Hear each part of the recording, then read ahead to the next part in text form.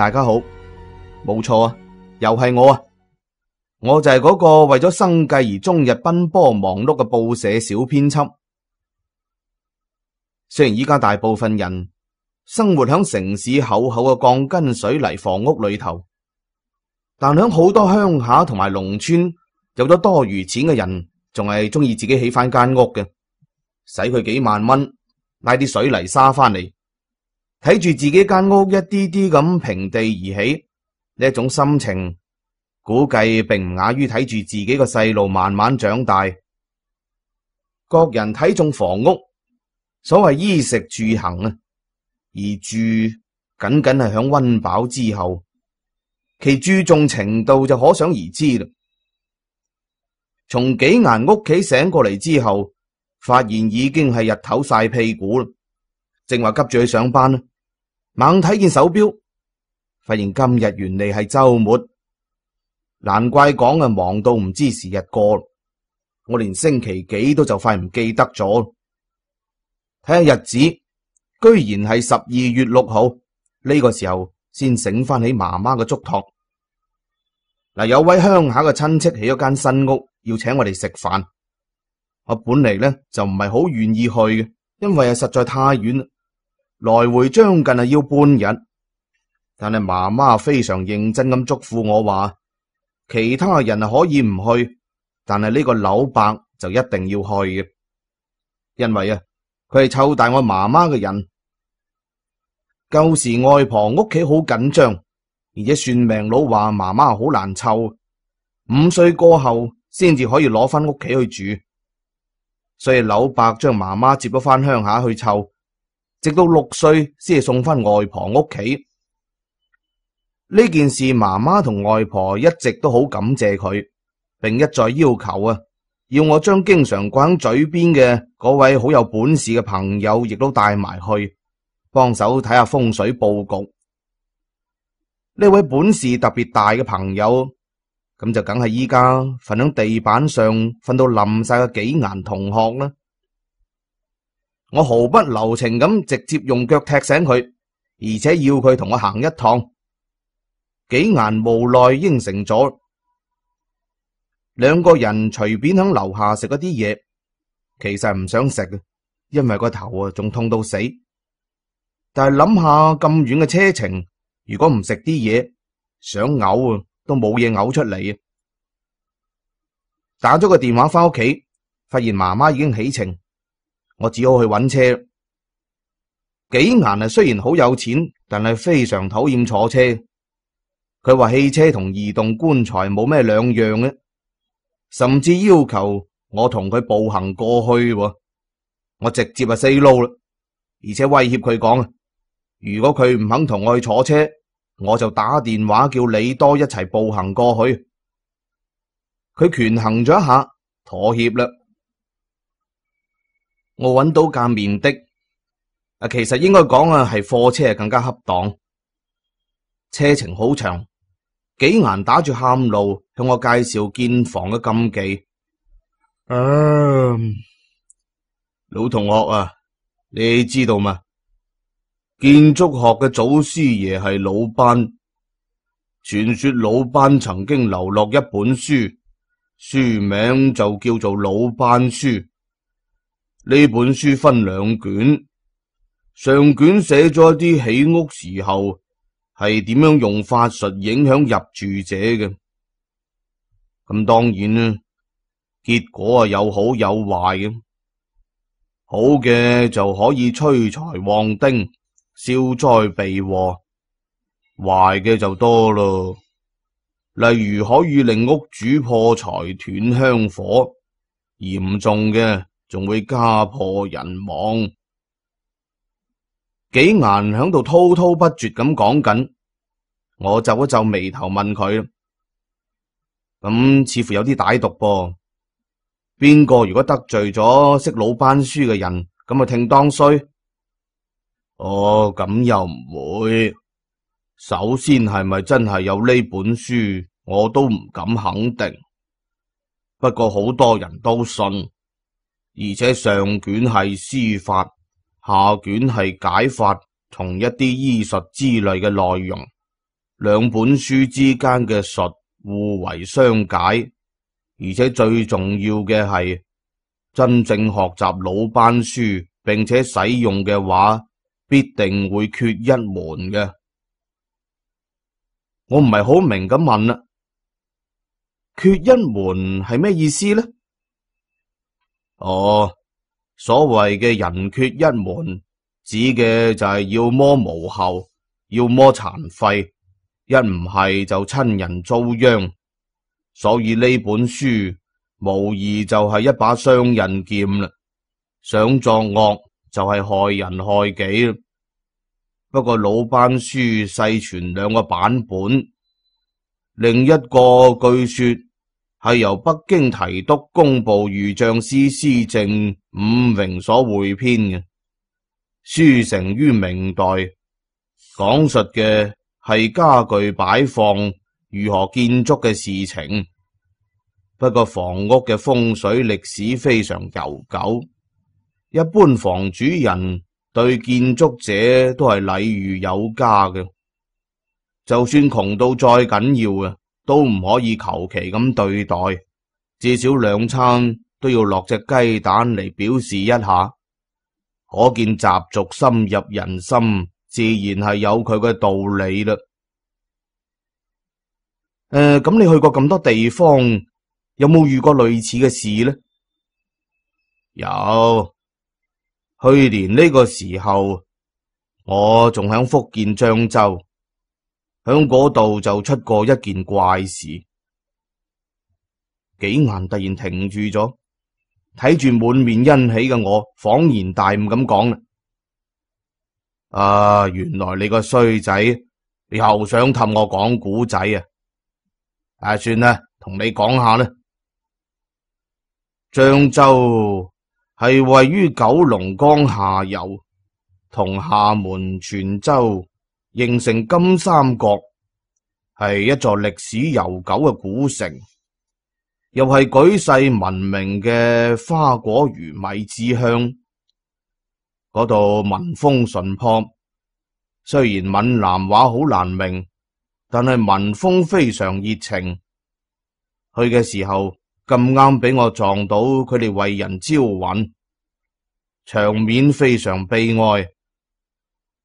當地嘅漁業好發達，當時亦時不時會出現漁民或者船民落水浸死嘅事情。死者嘅家屬響水面撈屍嘅時候，要響船頭掛起一件死者生前着過嘅衫，懸光哀號，十分淒涼。如果船隻響水面上發現死者嘅屍體，就會主動向死者嘅親屬報告。如果響水面上揾唔到死者嘅屍體，死者嘅親屬就要響船上舉幡招魂。但係呢啲咧都唔算得係咩嘢，最奇特嘅係當地嘅建築風俗。舊時響建宅嘅初期，要請風水先生選址，確定住宅嘅建築坐向方位。破土嘅時候，民間習慣響正廳位置立一塊福德正神嘅木牌，俗稱就叫做土地公啦。破土前需要酬謝一番，再用鐵錘自東向西，沿宅子四周圍挖一次，稱為動土。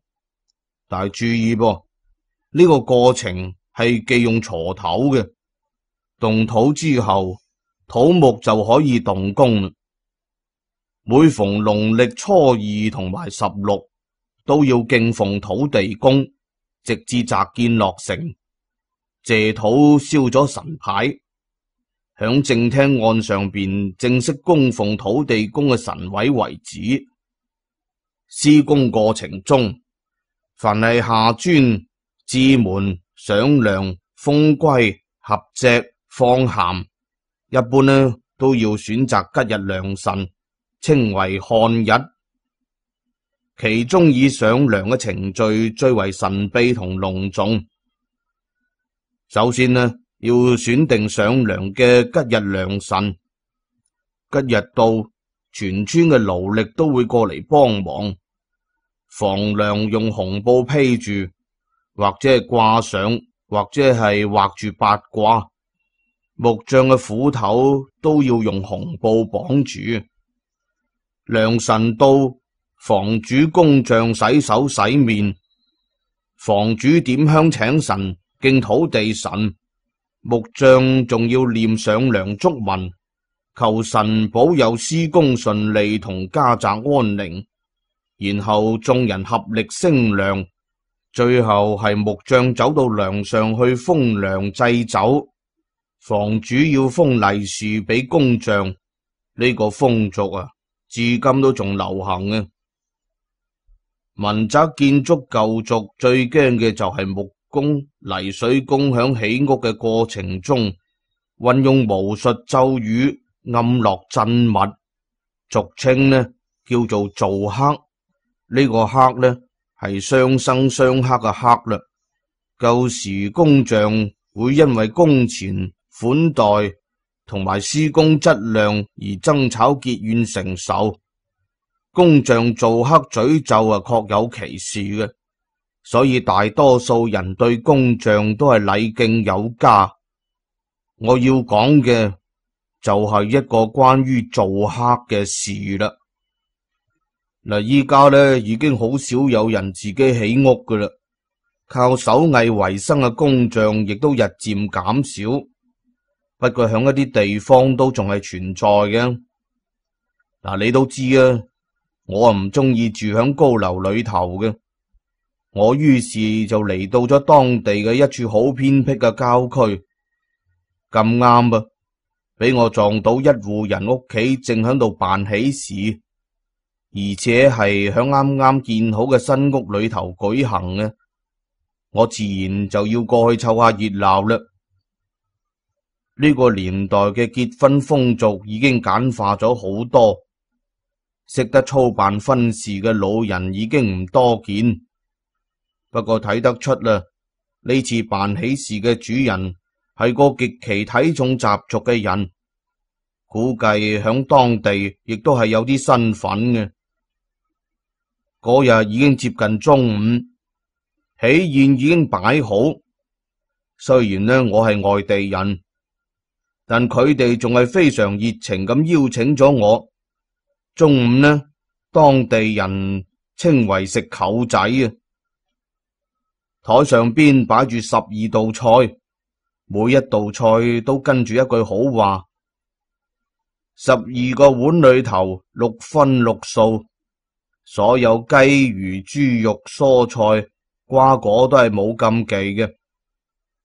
睇上去似乎人人面上都帶住笑容，新郎新娘亦都十分般配。但似乎我天生嘅敏感，總係覺得有啲唔對路嘅地方。於是我就企起身，攞住酒杯四圍行，想揾出係咩原因呢？果然響人群中，我發現咗一個同我一樣無心飲酒嘅人。呢個人30歲上下，板寸頭，腦後面戴住一頂帽，皮膚黑實，闊鼻眼大，身體係好強壯啊。雖然坐響度飲悶酒啊，但係依然可以睇得出佢係非常高大嘅。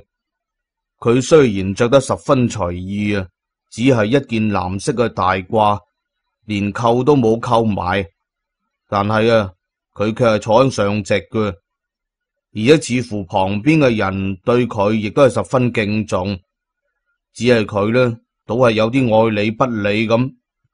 我話好奇怪啦，隨便揾咗個響旁邊招呼客人嘅人嚟問下佢呢個男人係咩身份。呢個人啊奇怪咁睇住我問啦，哦，你係外地嚟嘅係嘛？啊，難怪啦。佢啊係我哋呢度最有名嘅木匠，叫張富。唔好睇佢先30啱啱出頭啊，木匠嘅手藝啊好巴閉。呢間新屋裏頭所有嘅家具木器都係出自佢手嘅。嗱，過一陣咪仲要等佢嚟封糧啦，所以我哋對佢啊，梗係要客氣啦。講完又忙住招呼客人啦。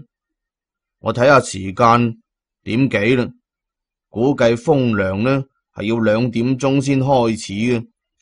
一般木匠會將一啲吉利嘅嘢裝響一個小布袋裏頭，掛響主梁嘅最頂端，而且一旦掛上去就絕對唔可以攞落嚟打開嘅。如果唔係，風水就會亂啦。至於掛乜嘢，木匠會掛上去之前俾主家過目，所以一般都唔會出咩意外嘅。呢個張富依然響度飲悶酒，就好似同邊個響度霎氣咁。主家有啲唔高興啦，但係仍然就住佢。就快到吉時嘅時候，要掛袋啦，大家都控埋過去。張富解開個袋，俾主人家逐個睇完之後，爬到主梁掛咗上去。然之後大家就一片喝彩啦，但係張富就響人群中好快咁消失咗啦。大家開始虛虛冚冚咁準備鬧洞房。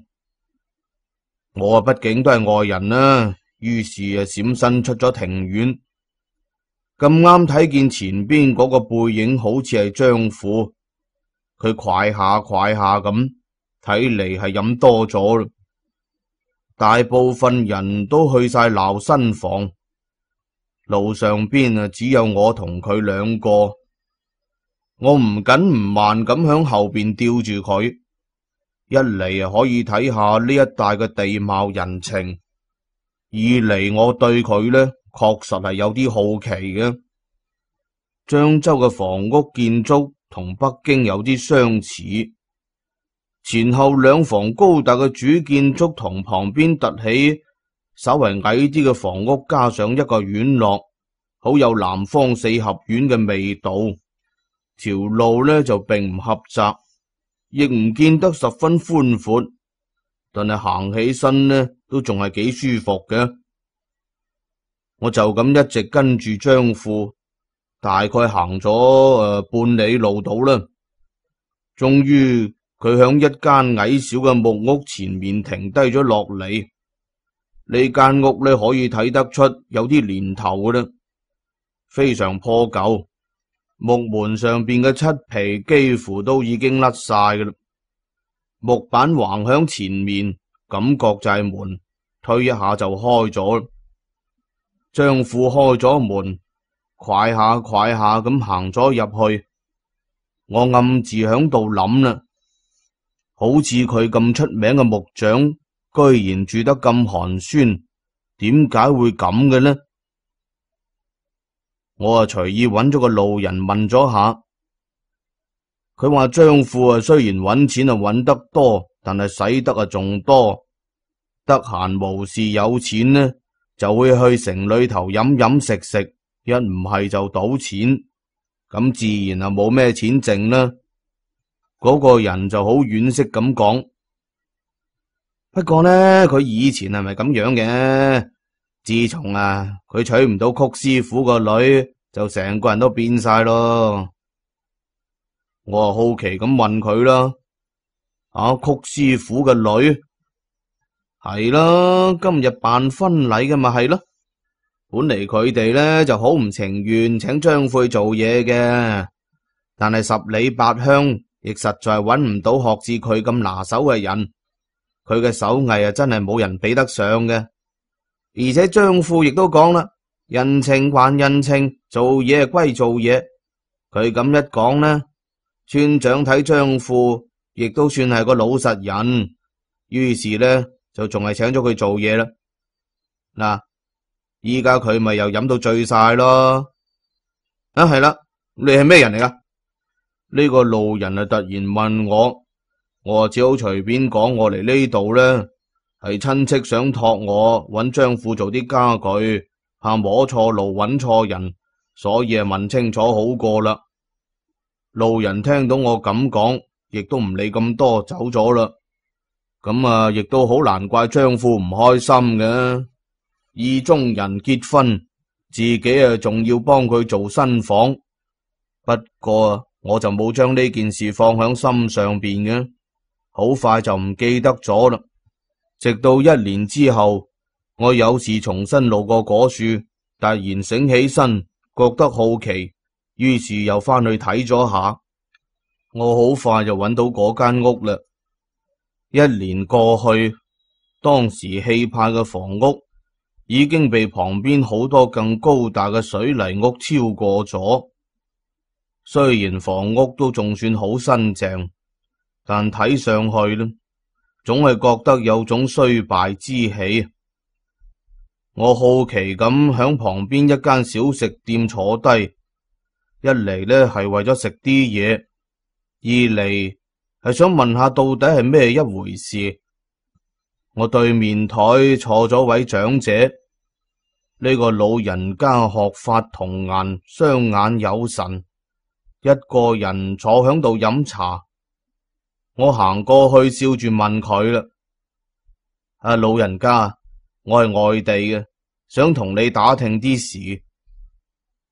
老人家睇下我，放低個茶壺啊，講啦：你講啦。我想揾下舊年響度結婚嘅嗰對新人。我嗰陣時飲過佢哋嗰餐嘅，而且應承以後會經常嚟睇下。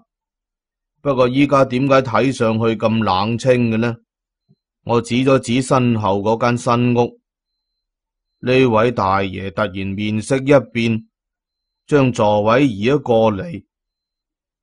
呢段時間我經常響福建玩，對閩南話亦略知一二，雖然就唔係好精通，但係大概意思仲係知道嘅。原嚟呢對新人夫婦，男嘅叫鄭周明，女嘅叫曲紅。鄭周明係村長個獨仔，依家係村裏頭嘅會計，高中畢業。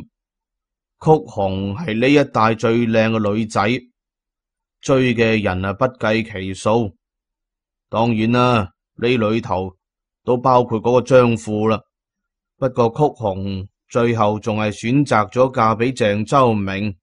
據講係村長利用咗曲紅父親臥病在床，急需要錢治療嘅空檔。雖然曲紅本嚟同張富嘅關係唔錯，因為張富啊就係佢父親最中意嘅徒弟啦。呢個老人仲講俾我知啊，外面傳聞1年嚟，自從兩個結咗婚之後，新屋不斷出現怪事，先係莫名其妙咁，啲飯菜都好難煮熟，又或者係院裏頭啲雞鵝鴨無端端咁走失，要麼就病死。開始都係小事，亦都冇人在意，後嚟就更加離譜啦。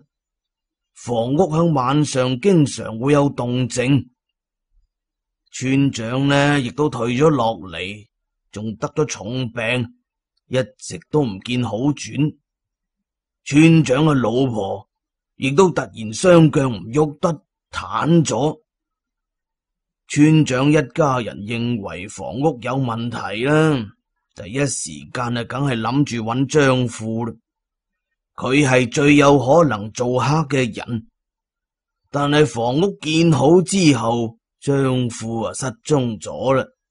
有人話響省城見過佢，話佢做緊家具生意，亦都有人傳說佢早就響外頭死咗啦。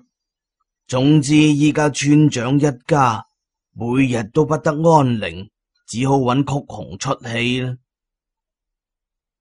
老人講完就攞住個茶壺四圍去劃啦，而我就行咗入嗰間新屋裏頭。一個後生仔迎面行過嚟，瘦削嘅身材，着住一套不合尺寸嘅深色西裝，頭髮亂糟糟，眼睛深陷，失魂咁向外走，一邊行一邊揾煙點。佢好似冇見到我咁，反而係我先叫住佢。請問你係咪鄭周明啊？我諗佢呢就係嘅啦，果然呢個人就係鄭周明。佢奇怪咁睇住我問啦：你係邊個啊？我諗翻起1年前婚禮上見過佢嘅，冇諗到1年後居然變成咁嘅樣。睇嚟呢間屋嘅傳聞估計都係真嘅。我開門見山咁同佢講啦：你哋屋企最近係咪出咗啲麻煩呢？我想睇下有咩嘢可以幫手啫。我預咗佢會拒絕㗎啦，不過冇諗到佢居然哈哈大笑起身，笑聲充滿咗輕蔑。你係邊路嘅？張富嗰個衰仔派你嚟嘅咧？房屋乜嘢問題都冇，我哋搵人睇過㗎啦，外面嘅都係謠言。我費事去解釋啫嘛。你如果真係咁得閒，我可以帶你入去睇下。你想睇就睇啦，費事你出去之後又周圍唱啊！鄭周明似乎好嬲，捉實我隻手就向屋裏頭走啦。我冇諗到咁順攤就入咗去啦。房屋裏邊嘅設計又好普通，典型嘅福建民房。不過比普通嘅就稍為寬敞一啲。入咗正門，中為門堂，兩廂各有一室，左邊係大房，右邊係二房。正房之前有2邊護龍，使整個建築呈一面敞開嘅形狀，中間可以曬穀同埋飼養家禽。如果前面再起埋圍牆，安翻棟大門，咁就真係成咗一間巨型嘅4合院啦。鄭周明帶住我入去裏頭，室內嘅擺設都頗為講究，古色古香，有高級木料製成嘅長案、八仙台、太師椅，牆壁上邊仲掛住名人嘅書畫。而房裏頭就有18棟加牌樓嘅雕花木床，床面雕刻住各種人物故事以及花鳥圖案。床由矮條凳墊起，床前有塔斗，兩邊放住床頭櫃。床上邊懸掛住羅帳，好似戲台咁，非常精緻。睇嚟佢哋屋企比較偏向於古樸房屋建築同佈局，亦算得係好有特色嘅。我又抬頭睇咗睇橫梁，我雖然就唔係木匠，亦多少知道啲，但係點睇都冇發現有咩異狀。諗落啊，亦都係啊，鄭家肯定揾人嚟睇過啦，又點會俾我呢個外行人睇得出咩名堂呢？點啊？睇夠未啊？可以走啦。鄭周明做咗個請嘅手勢，我連忙解釋啦。你唔好激動，我冇惡意嘅。舊年我出席過你嘅婚禮，我只係想幫下手嘅啫。我係一個過客，稍為知道一啲呢一方面嘅事，一嚟係好奇，二嚟係想睇下有咩嘢可以幫手。鄭周明冇講嘢，不過仲係好唔高興。呢個時候，一個女人響一間屋裏頭走咗出嚟，着住米黃色嘅外衣，紮住個髮髻，手裏頭捧住一碗老麵，皮膚好白，不過有啲病態，面容俏麗，五官清晰，但係眉頭深鎖，一面憂愁。我諗呢個肯定就係曲紅啦。周明，麵煮好啦，食碗麵先出去啦。講完，將麵遞咗過去。鄭周明唔耐煩咁把手一橫，理都唔理，一直就行咗出去啦。只係留低呢個女人一個人企響度。我就問佢啦：你好啊，你係曲紅嗎？我咁一問啊，佢咁先注意到我，驚訝咁講：係啊，你係邊位啊？我叫做紀顏。去年我曾經出席過你哋嘅婚禮，我一時好奇想翻嚟睇下，聽講你哋似乎有啲麻煩事，我想睇下有咩可以幫手。我友好咁睇住佢，曲紅停咗停，正想話講嘢，廳房裏頭傳嚟咗一把尖利嘅老人聲問：我啲嘢呢？你仲唔快啲過嚟幫我揾？曲紅馬上應咗聲，然後抱歉咁耷低個頭。咁啦，你先喺度坐下，我先去睇下我奶奶有咩事。我點咗點頭，識趣咁企響院裏頭。過咗好耐，曲紅出嚟捧住一杯茶，我哋坐響院裏頭張石凳就傾起身。曲紅講：結婚之後屋企就怪事不斷，本嚟想搬出去嘅，但係一時又揾唔到合適嘅地方。佢講到張父，曲紅唔相信張父會響屋裏頭做客。佢嘅師傅，亦即係曲紅嘅父親，亦都曾經告誡過張父，做客係決不可為，傷己傷人。而且張父雖然為人性情急躁，經常得失人，但係本性並唔壞嘅。我突然打斷佢嘅話：你真係咁了解佢咩？曲紅一驚，隨即又講啦：係啊，我同佢由細玩到大，我阿大將佢當成親生仔咁。如果唔係嗰場病，我哋可能早就響一齊啦。曲紅嘅神色有啲傷感，但係冇諗到阿大仲係響我結婚1個月之後就過咗身啦。佢嘅身體一直都好好嘅，點估到會無端端得咗呢一場病啊？我安慰咗佢幾句。如果張父冇做客，咁佢個人呢？我向曲紅告辭，決定去張父屋企睇下。憑住大概嘅印象，加上路人嘅指點，我又嚟到張父屋企啦。不過呢次實在就唔可以再稱之為屋企啦，連門都冇埋。不過呢，我咁反而更加容易出入。同樣張父嘅屋企裏頭亦有個院。不過比起曲紅屋企嘅就細得多，但係就多咗棵樹，樹上好似掛住啲嘢。我行近一睇，原嚟係條貓屍。整個院裏頭滿地都係落葉同垃圾，成陣酸臭味。呢一帶嘅人都中意養貓養狗，但係死咗之後都唔可以埋入土裏頭。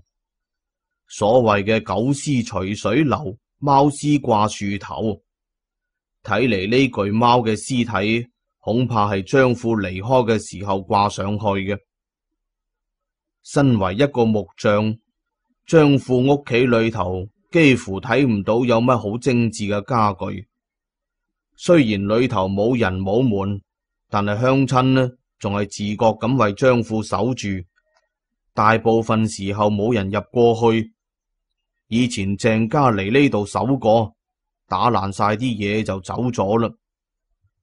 房屋裏頭好安靜，總共就裏外2間套房，裏邊應該係臥室。響臥室嘅地下，我發現咗一隻耳環，咁啱吊響床邊。我一睇係銀製嘅，手工好精緻。於是我將耳環收咗起身。我又到人群裏頭打聽咗一下村長屋企嘅事同曲紅屋企嘅事。原嚟村長同曲紅嘅父親曾經響解放後，先後拜過福建著名嘅一位藝人為徒。呢個人精通房屋建築同風水，不過文革結束後，兩個人為師傅送殯之後就再冇來往啦。後嚟村長曾經想為個仔講親，被曲紅嘅父親拒絕咗。我將打聽到嘅事記響心裏頭，翻到咗鄭家嘅新屋。呢次鄭周明翻嚟，佢一見我就好猛咁講啦：哎呀，你點解仲響度噶？曲紅連忙行出嚟講啦：紀先生係想幫我哋。我點咗點頭。鄭周明從鼻孔裏頭哼咗聲：哼，我帶你行過又睇過一次，咁你講啦，我屋企有咩問題啊？我就講啦：曲小姐啊，麻煩將你令尊嘅病情描述一下好嗎？我突然轉向曲紅，仔細咁盯住佢。曲紅呆咗一下，睇咗睇鄭周明。鄭周明亦不置可否咁坐喺石凳度。曲紅咁先至開始講起身：阿大嘅病嚟得好突然，一個晚頭黑突然講唔出嘢。開始我哋以為佢係中風，但佢開始係頭痛，每日都抱住個頭。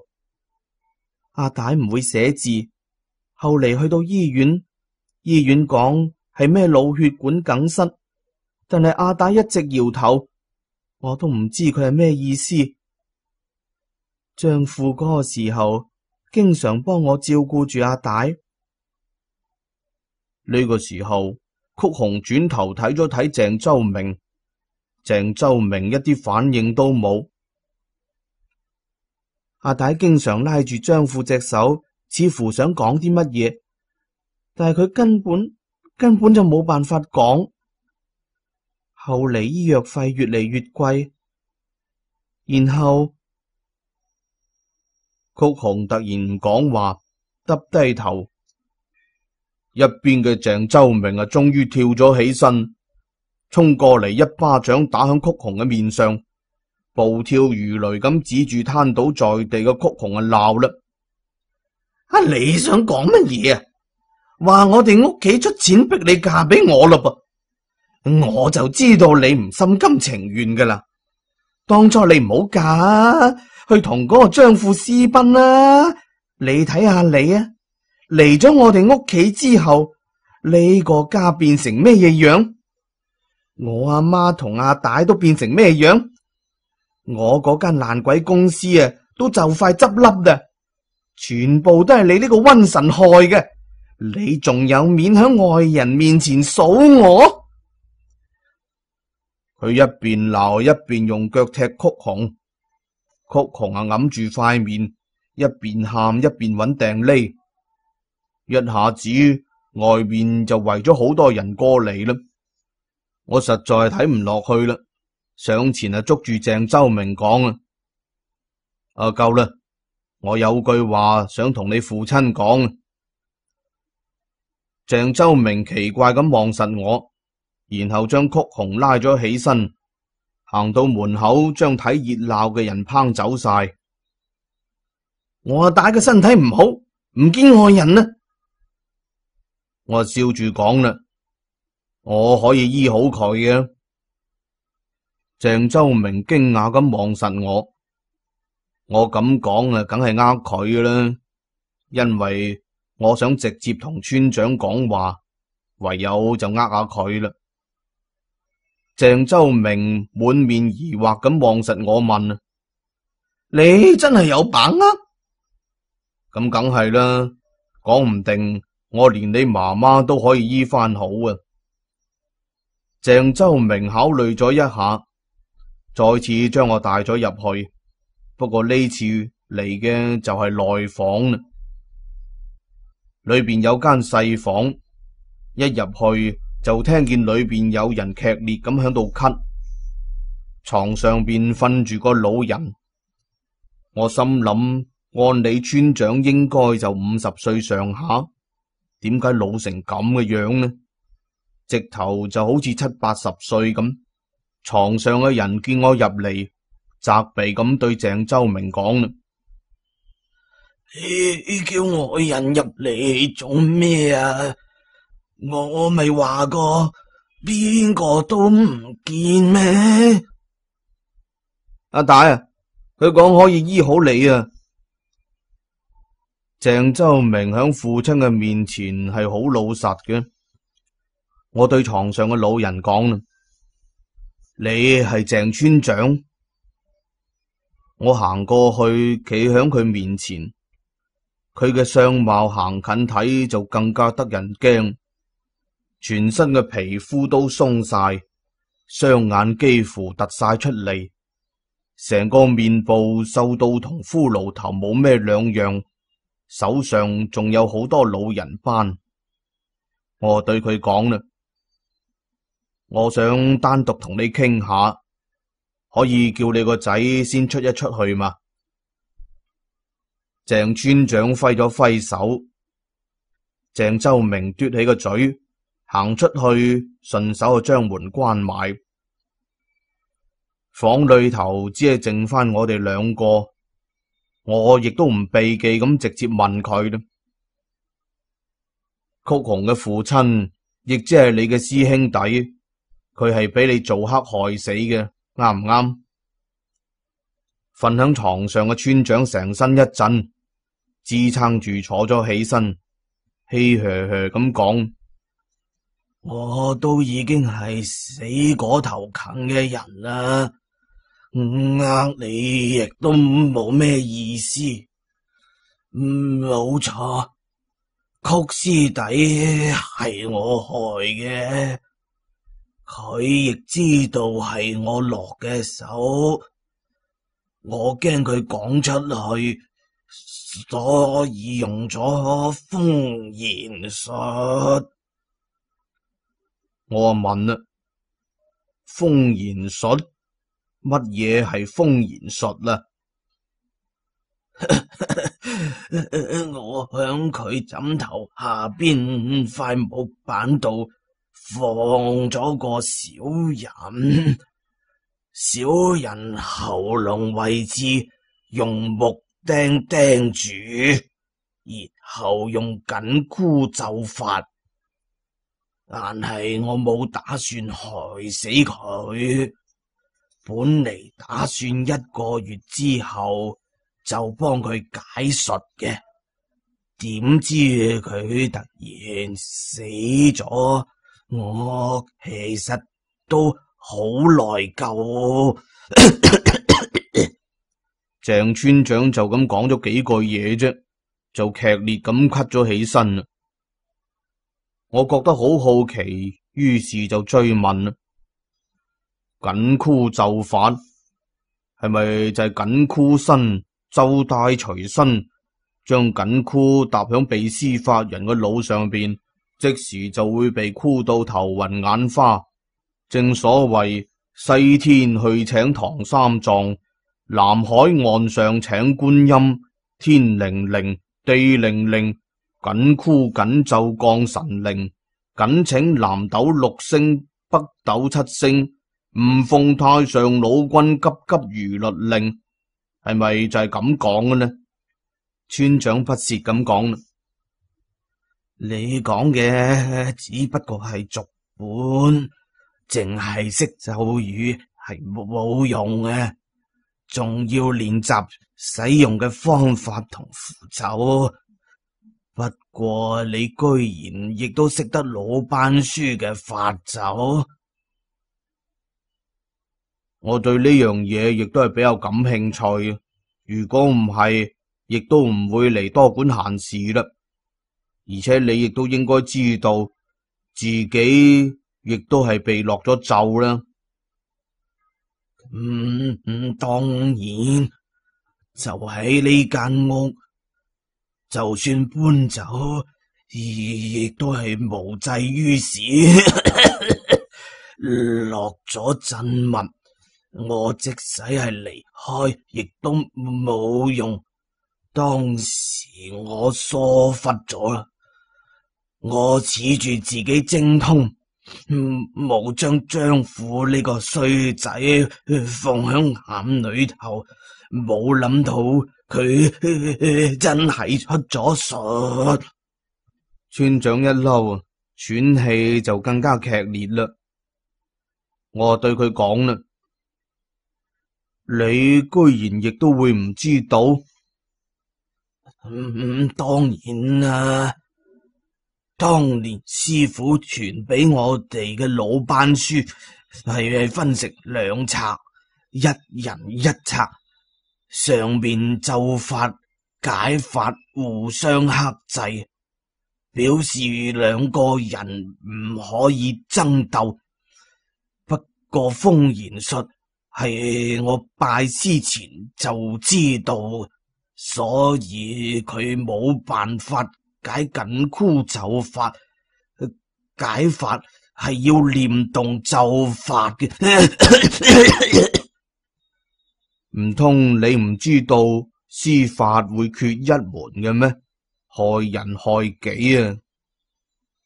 我睇住佢，亦覺得佢幾可憐嘅。講老實話，對師弟我亦係第一次用。以前師傅總係偏心住佢，加上本嚟我想我個仔娶佢個女結為親家，點知佢一口就拒絕。我一嬲之下做咗錯事，而家後悔都遲啦，遲啦。所以搞到依家呢一副田地，亦都係報應。不過禍及家人，我好難過啊！佢講下講下，居然就喊咗起身。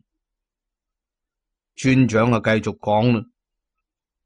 如果係張富響房屋做客嘅話，咁佢一定係繼承咗曲師傅嘅嗰部老班書。就算你知道，亦都解唔開。我響房屋裏頭轉咗一下，村長又再次瞓翻低，冇再出聲。我突然覺得佢俾人慢慢折磨，而自己又冇辦法抵抗，呢種等死嘅感覺非常折磨人。死並唔可怕，等死先至係最可怕嘅。我忍唔住又講，要解開呢，亦都唔係冇可能嘅，除非你可以揾到真正嘅另外半部老班書，而且你冇對人施過風言術，應該都可以解到嘅。村長聽出我話裏頭嘅嘲諷，冇出聲。我感覺到我有啲失言啊！我覺得張富唔會離開呢度，或者講佢唔會離開曲雄呢。講完，我睇見曲雄行緊過嚟，於是我乘機對曲雄講啦：如果你願意，我希望你可以聯繫一下張富。講完，我將耳環攞出嚟，曲雄吃驚咁睇住耳環，下意識咁用手摸咗摸耳。你跌咗隻耳環，怕被發現，只好用另外一對。我估計應該就係你奶奶嘅啦。耳環係響張富屋企揾到嘅，你最近去過嗰度係咪啊？曲雄冇出聲，鄭周明又衝咗過嚟，口裏頭鬧住粗口，想去打佢。點知呢次曲雄居然就避開咗，而且非常敏捷。鄭周明冇準備，一下子撲空踏掌地下。你以為我真係會老實到會做你嘅人肉沙包咩？曲紅換咗個口氣，冷笑住睇住地下嘅鄭周明。鄭周明亦都非常詫異。我勸佢將張富叫嚟，將個術解咗，冇必要再折磨人啦。曲紅望住我以為你係個好人，所以冇對你點，冇諗到你亦都係企喺佢哋嗰邊嘅。冇錯啊，我係富哥屋企偷偷見過面，就係上個星期。其實1年前我哋就知道係鄭村長害死咗我阿大，但我哋冇證據，村裏頭嘅人根本唔會相信我哋。張富知道，其實佢想促成個仔同我結婚，不過係想將2本老班書一齊佔為己有。佢以為我知道阿大將老班書收喺邊度，其實佢邊度知道啊？阿大早就將書傳咗俾張富之後就燒咗啦，而且一再叮囑張富唔好將書裏頭嘅內容話俾村長知。所以張富響我婚禮結束之後就一個人背井離鄉。佢臨走嘅時候話俾我知，風涼嘅時候佢已經落咗鎮物，而且邊個都察覺唔出嚟。鄭周明就講啦：你亂講，你個袋裏頭乜嘢都冇，只不過都係啲吉利嘅嘢。哼，關鍵唔係袋裏頭裝嘅嘢，而係個袋嘅。門邊慢慢咁行入嚟一個人，我覺得好熟面口。富哥，曲紅向呢個人嗌咗聲。張富，鄭周明企起身想撲過去，但係睇下張富比自己高大咗整整一圈，只好握實拳頭，企響院裏頭狠狠咁睇實佢啦。你終於肯出嚟啦咩？我要帶曲紅走。阿妹呢1年受夠啦，所有嘅事都算啦。你阿大已經得到咗應有嘅報應，我會去解術。我唔似佢，都害死師傅都唔停手，到頭嚟只會有報應。張富，你以為你可以走得甩咩？我感覺背後一涼，似乎俾咩嘢哼咗下，然後就冇咗意識啦。醒翻嚟嘅時候，我發現我同張富、曲紅都被關響一個房間裏頭。鄭周明父子居然就企喺我哋面前。特別令我出奇嘅係，嗰位原本病入膏肓嘅村長，居然身體健康咁企喺嗰度。張富驚訝咁望住村長。你個病係扮出嚟嘅，冇可能。我明明你落嘅鎮物，我早就知道。袋有2層，裏頭嗰層係黑色緞子製成，繡住奪取生魂法。主屋主謝壽未老先衰，可惜呢個術。我咁啱當年偷睇過我師傅本書，咁啱我又記得呢個術嘅解法。不過你真係毒啊！我如果解唔開，我死咗之後就係我個仔，我個仔死咗之後就係我個孫，直到屋企所有嘅男丁死晒為止。冇錯，如果唔係，我點解要用斷子啊？就係要應斷子呢2個字。而家你仲有咩嘢好講？我扮咗咁耐，無非就係想引你出嚟，將上冊魯班書交俾我啦。張富冇講嘢，鄭周明馬上上去冚咗佢幾巴。我睇唔落去就話啦，村長啊，原來你響房裏頭只不過係演戲，但係你應該知道啊，你害死師弟又咁樣對佢個女同徒弟，真係唔怕報應咩？更何況缺一門係使用魯班書嘅必然結果啊！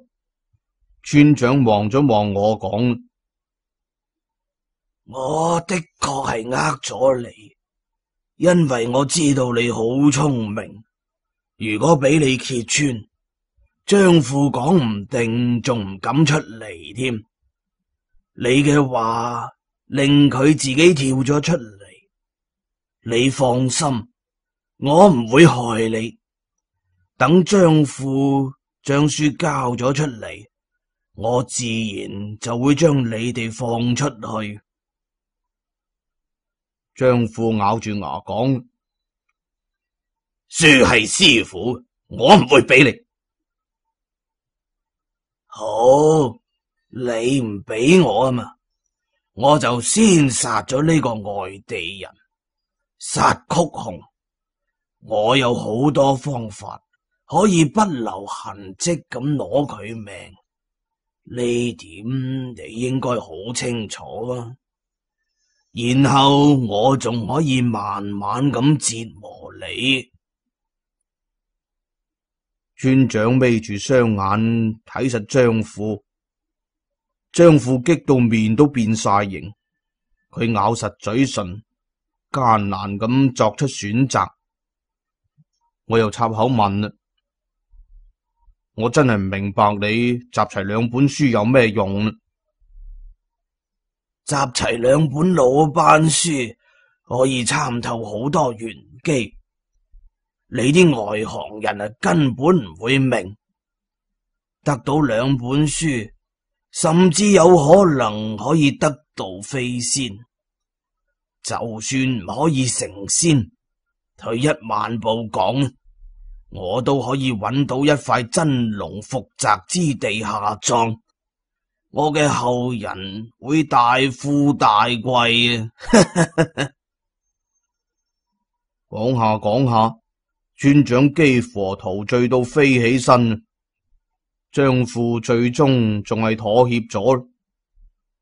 好，我將書寫俾你，包括咒法同練習嘅方法，但係你要應承放我哋走。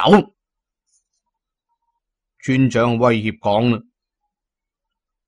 咁當然，我都唔想做得太絕。凡事留一線，日後好相見啊嘛。不過你如果咁呃我絕對唔放過你。果然，佢如約咁放開咗我同曲紅，但係手仲係綁實。鄭周明帶咗我哋出去。原嚟呢度係佢屋企嘅一間地下室。張富同村長一齊行入間房，我同曲紅就被趕到院裏頭。過咗好耐，張富行咗出嚟，村長亦都高興咁跟埋出嚟，手裏頭攞住一沓紙。難啊，唔好俾我再見到你哋。講完，拉住鄭周明入去。鄭周明睇住曲紅，眼裏頭充滿憤怒同不捨。走啦，以後富貴仲使驚冇老婆咩？呢個賤女人唔好諗佢啦。村長夾硬拉住鄭周明入咗屋。我問張富，你真係話晒俾佢知？張富岌咗岌頭講，如果佢知道係假嘅，我哋呢代邊度都冇用。五鬼術好容易查到我哋，到時候佢真係會殺晒我哋。就好似害死我師傅咁。曲雄挨響張父嘅懷裏頭，一邊喊一邊講：父哥，算啦，阿大嘅仇唔報啦，我哋走，我哋去外地重新開始。張父一邊安慰曲雄，一邊講：放心，師傅嘅仇要報，不過唔係我哋，佢會得到報應嘅。講完同我告辭之後，帶住曲雄就走咗啦。鄭家嘅大門緊鎖，估計鄭氏父子正喺裏頭研究。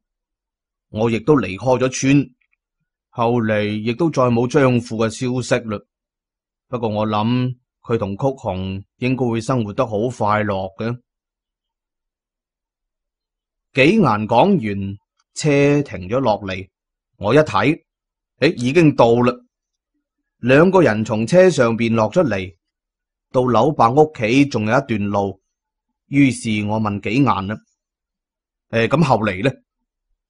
我對鄭氏父子非常感興趣。後嚟呢位村長根本就唔知道，就算佢師傅亦唔敢將兩本老班書嘅內容全部學晒。當年一人一本，唔係為咗驚佢哋爭，而係為咗佢哋嘅性命着想。大多數人如果夾硬要學習兩本嘅內容，會陷入其中，整個人會響瘋癲中死去。呢個村長亦都唔例外。當然，仲有嗰個鄭周明，呢個就係張父所講嘅報應啦。哦，原來如此啊！我睇咗睇前面，柳伯屋企已經到，高高聳立嘅新屋非常靚。呢個時候，紀顏睇住房屋，發出咗一句感嘆：凡係做黑嘅人都要仔細考慮，害人終害己啊！行啦，我諗你媽媽都等得好心急噶啦。